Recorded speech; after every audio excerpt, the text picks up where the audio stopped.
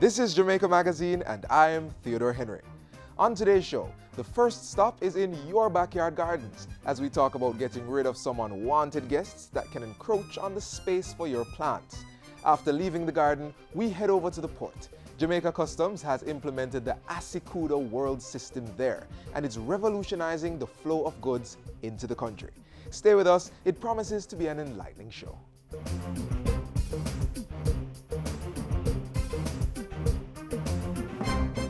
I remember when I didn't like school and Mommy used to have to wake me up. Tabla, hurry up. You're going to be late for school. Hey, now that I have a tablet, you don't need to wake me up. Since Mommy and Daddy bought me a tablet, I use my tablet for all kinds of cool stuff. I use my tablet to read books. I use my tablet to learn about history and science. I use my tablet to help with my homework. I even use it to talk to my daddy at work. Hello, Daddy! Learning is easy and fun with a tablet. Take care of your tablet, use it wisely.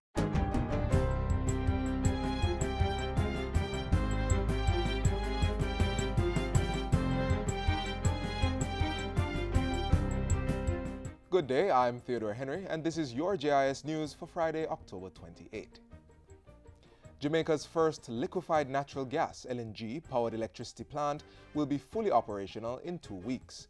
Prime Minister Andrew Holness says the gas arrived on October 22 and will power the Jamaica Public Service Company's 120 megawatt power plant at Bogue in St. James. Supplier New Fortress Energy has pumped $750 million into the construction of the LNG terminal. By bringing LNG to Jamaica, this administration expects it will be beneficial to various areas of the economy. This is a great example of collaboration among government, regulator, and utility. Mr. Holness was speaking on Wednesday during the opening ceremony for the 14th annual conference of the Organization of Caribbean Utility Regulators.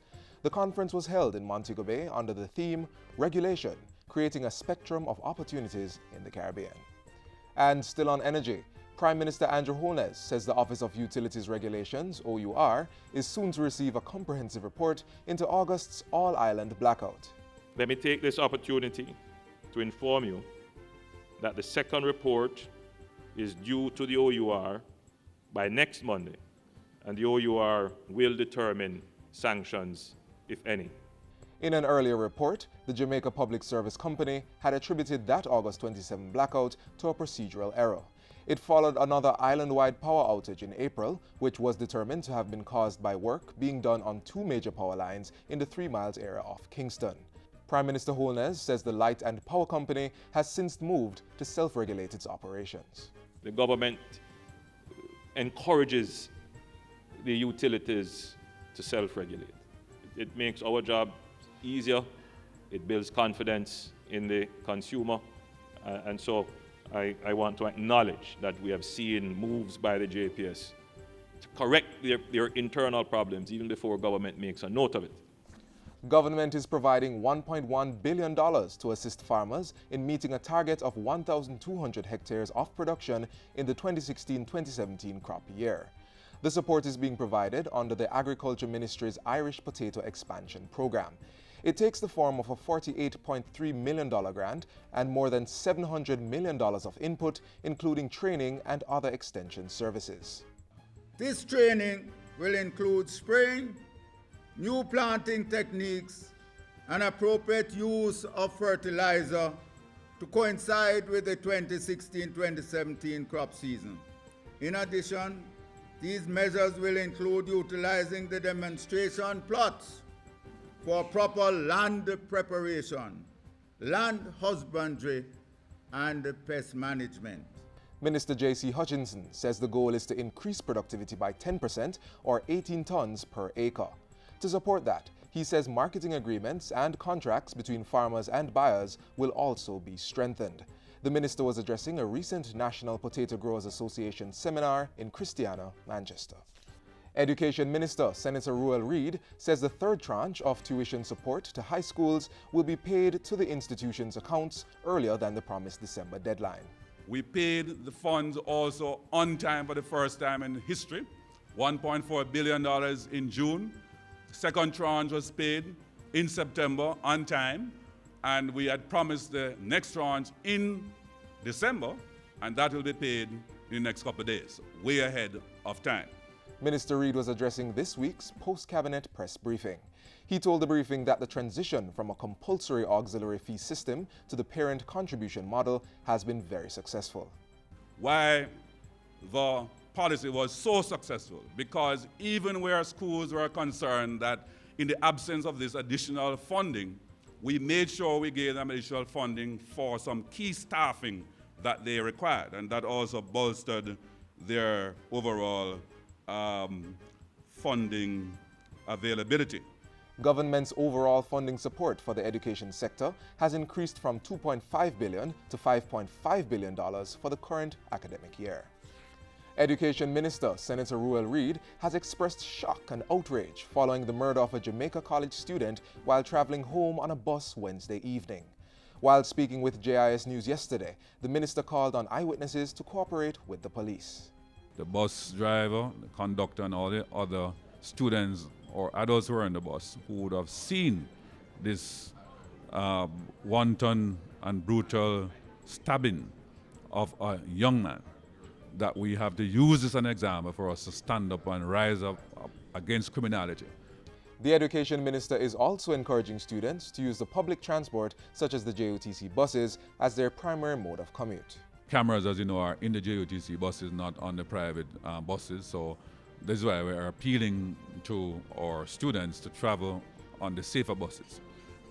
We know a lot of the criminals have not tampered with the JUTC buses that have the cameras in there because they know they're being watched. They know that the identity can be ascertained quite quickly.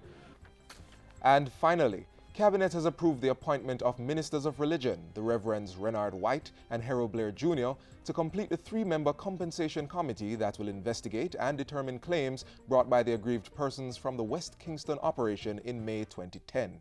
Retired President of the Court of Appeal, Justice Seymour Panton, was previously appointed to chair the committee. Carleen Larmond, an attorney experienced in litigation, will serve as legal advisor to the body. The Compensation Committee will consider cases where claims had already been filed, those where preliminary compensation had been awarded by the Ministry of Labour and Social Security, and cases where no claims had been made to date but which may be eligible to receive ex gratia awards. Minister of Justice Delroy Chuck met with the members of the Compensation Committee on October 26, thanking them for agreeing to serve, as he outlined the nature of the support his ministry would give them during the period of their deliberations. The committee is expected to conclude its work within 9 months, as recommended by the West Kingston Commission of Inquiry report. Minister Chuck chaired the ad hoc committee of Cabinet that was established in June to review the Commission of Inquiry's report and recommendations.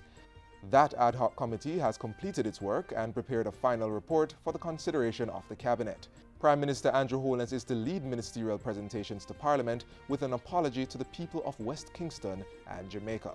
He will be followed by statements from the Ministers of Justice and National Security on the progress that has been made to date in the implementation of the Commission's recommendations. And that's it for JIS News today. I'm Theodore Henry. Thanks for watching.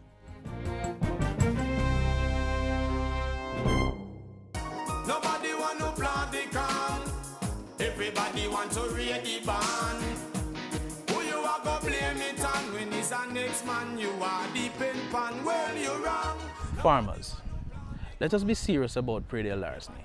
It is affecting all of us. If you are aware of incidents of predial larceny, make contact with your local police station or call Crime Stop at 311. Predial larceny is everybody's business.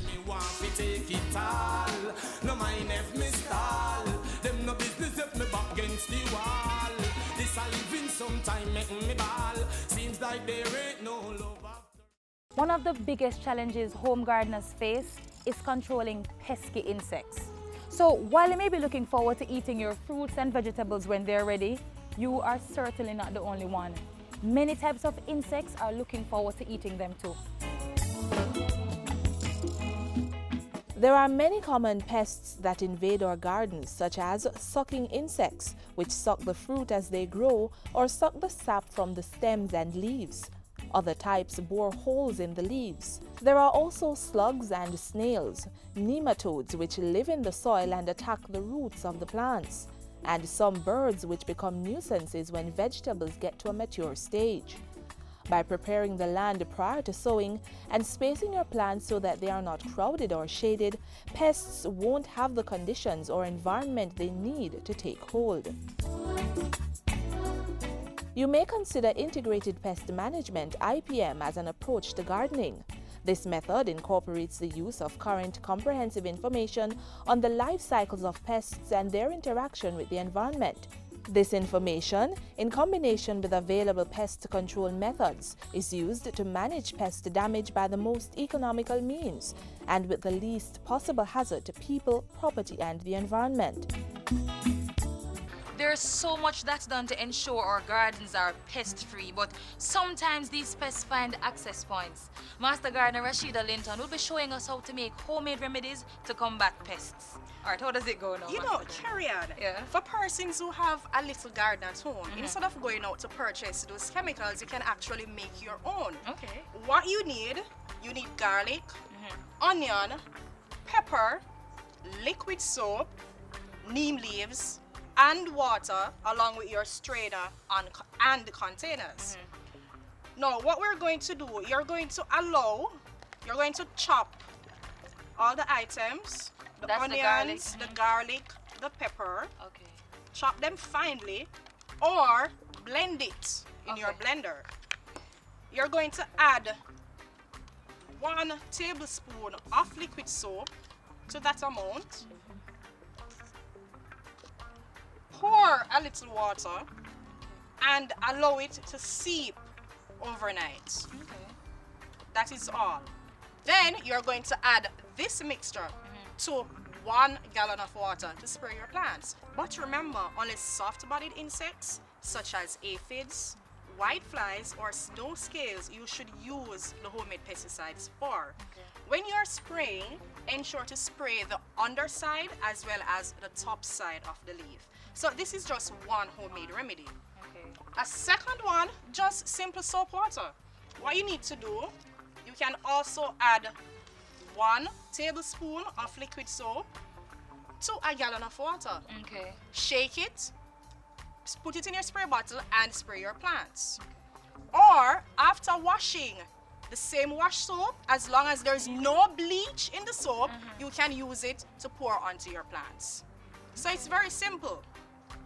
Next, what we can do, these are called neem. Neem. N-E-E-M. Neem. Okay. So you're going to take the neem leaves, pour it into your container, add a little water,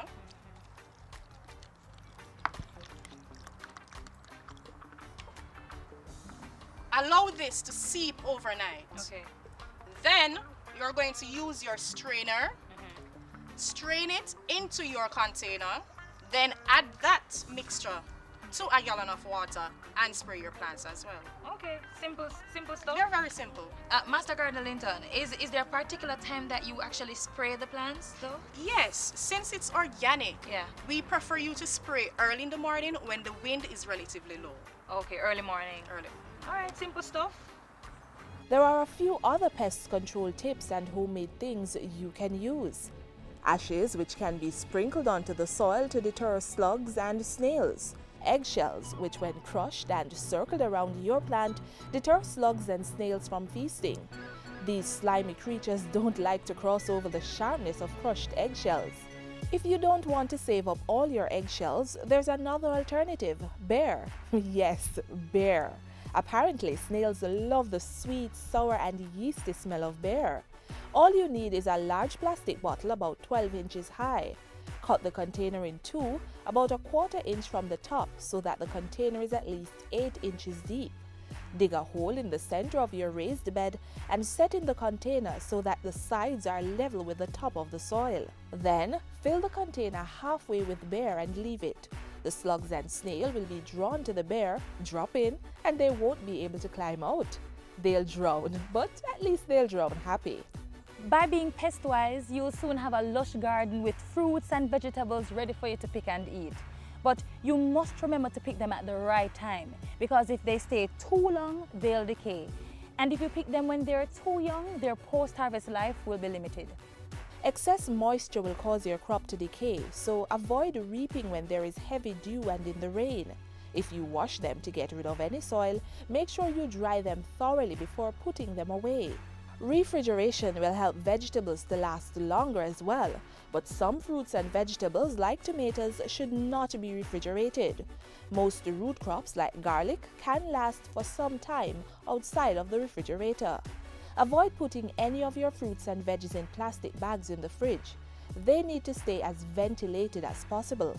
The best way to maximize the quality and nutrition of the vegetables you grow is to cook and eat them as soon as possible after picking.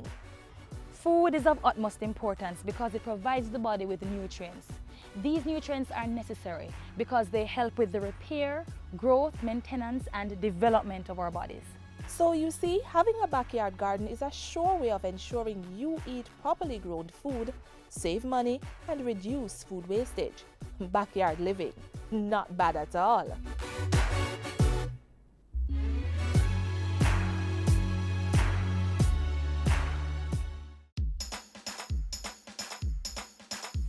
We want a productive Jamaica.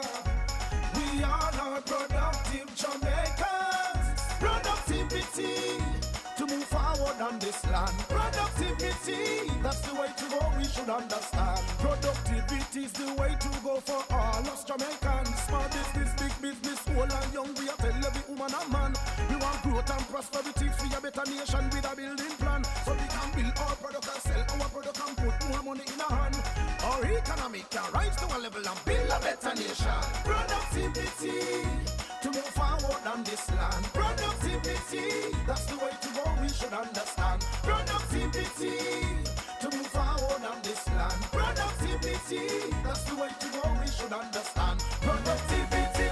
Productivity, Pathway to Prosperity. A message brought to you by the Jamaica Productivity Center, a department of the Ministry of Labor and Social Security. The Jamaica Customs Agency is reporting significant stakeholder compliance with the Automated System for Customs Data, ASYCUDA World, since its full implementation in April. ASYCUDA is a web-based system designed to transform the agency into a paperless operation. Watch this. The Automated System for Customs Data, ASYCUDA for short. It's a big name for a big project that is reaping big rewards at the ports. Just by eliminating the paper, all these entries that the importers or exporters or brokers have to use, we estimate that alone will save $537 million. ASYCUDA World is helping the government in its pursuit of fiscal prudence and a credible macroeconomic program.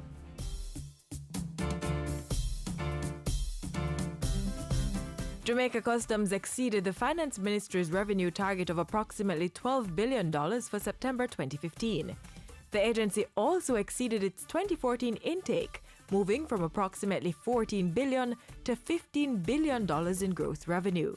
Jamaica Customs has also surpassed its year-to-date gross collection, which has gone up from $75 billion to more than $88 billion so far for the fiscal year.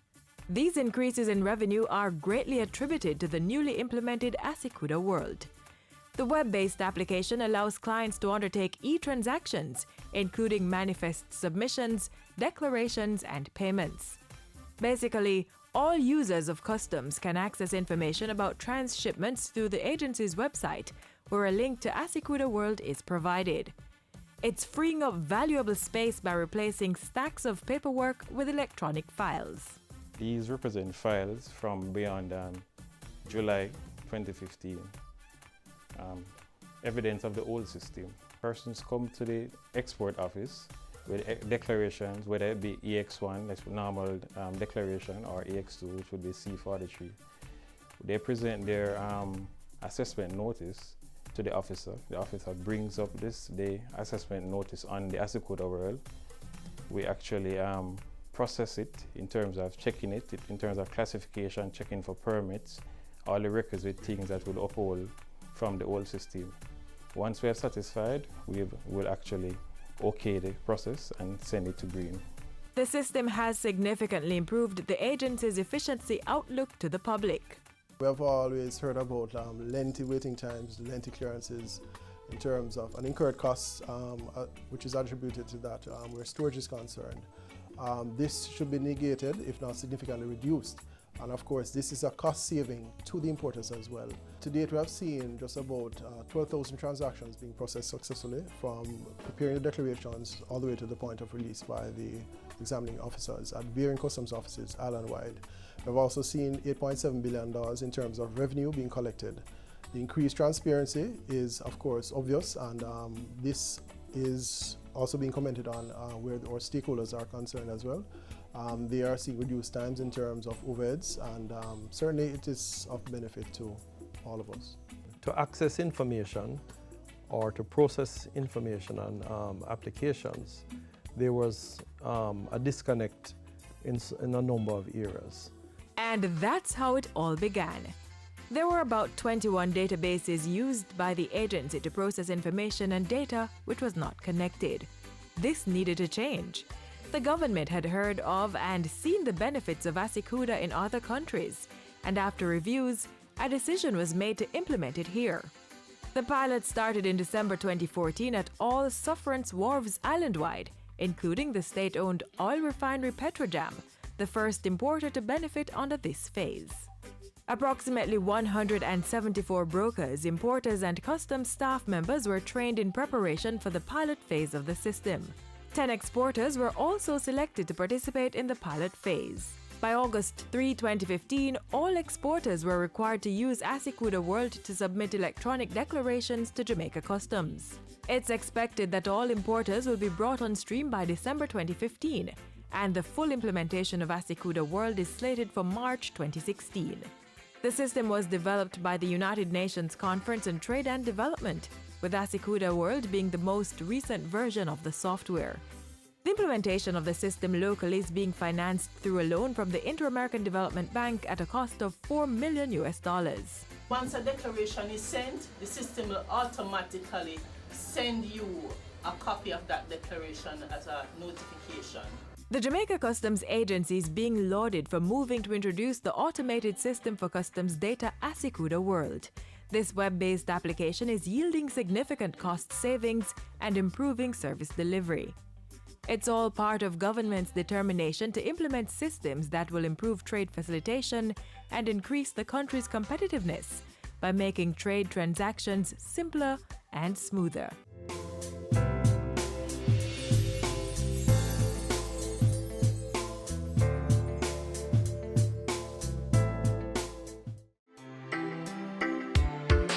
Like the athlete that we're so accustomed to, he's not the only person who is represented out there. With him comes a lot of the coaches and the other attendants that are with him. And that is true in my case. My wife, my family, friends, persons who have made sacrifice to have gotten me to this point. I think it is fair to say my judicial career may be very close to the end. And just like a relay, you having done your leg, you stand by and you look at the next person to whom you handed the baton, and you hope that baton will be carried around safely. In my mind, I have absolutely no doubt that the baton that has been handed over will be carried.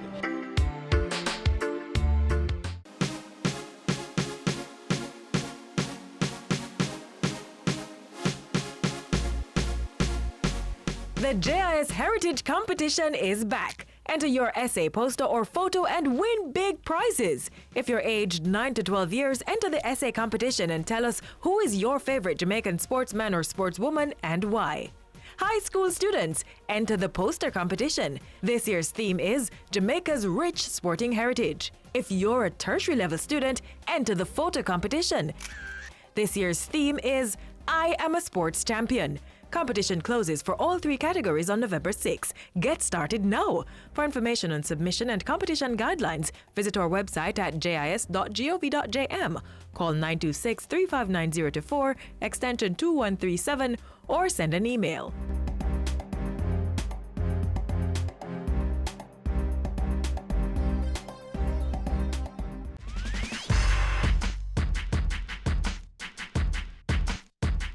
This past week brought a lot of showers, enough to force the Meteorological Service of Jamaica yesterday to issue a flash flood watch for low-lying and flood-prone areas.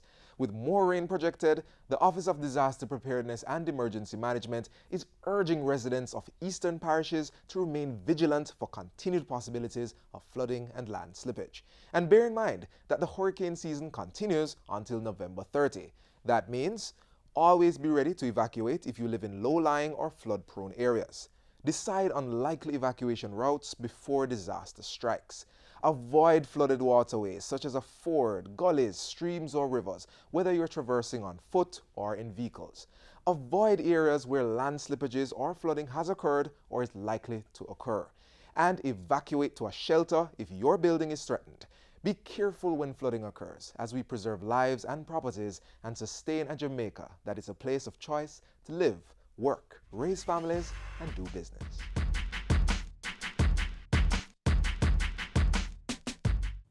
Hurricanes can strike at any time. In the event of one, be prepared to act quickly.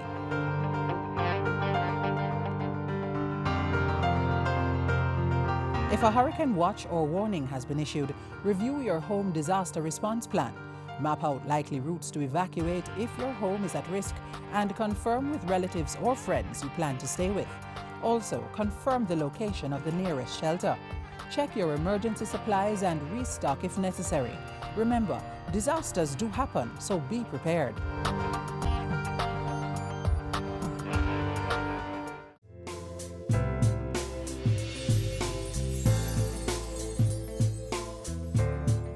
We've come to the end of Jamaica Magazine for this Friday. Thanks for spending time with us. Remember to keep up to date with the latest government info. Join us online at jis.gov.jm or watch our programs on our YouTube channel.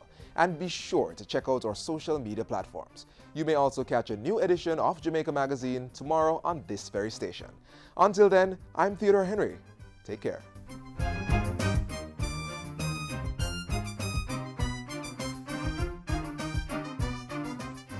This has been a production of the Jamaica Information Service, the voice of Jamaica.